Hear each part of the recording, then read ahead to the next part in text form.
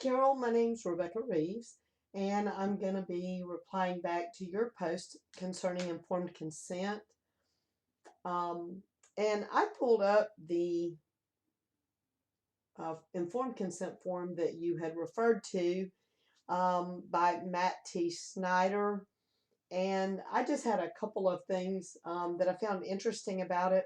As you were going over it, it just kind of seemed like it didn't really flow. There wasn't like an organized manner to it. So I just kind of wanted to see it for myself.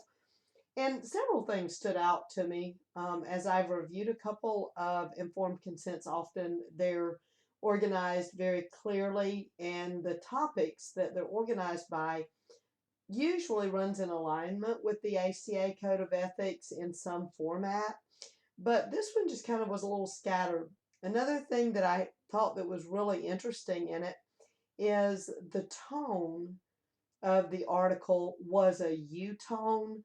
I counted numbers of times where if you do this or you do that and you do this and you need to do that and I do this and I do that, and it was just a very kind of harsh tone. And it did not use the I message. It used the you message. I expect you to, and you to, and you to. So I thought that was kind of interesting. I read an article by Lasgarten, Elchert, Cedarburg, Garrison, and Ho in 2017, and it discusses the readability of informed consent.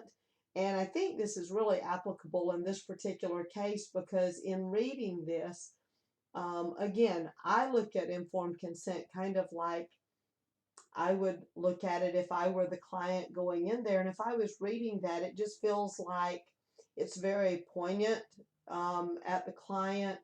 And there's so many things that you can do wrong, or if you don't like me, you have the right to, I don't know, it was just very direct, and I think the tone was very harsh.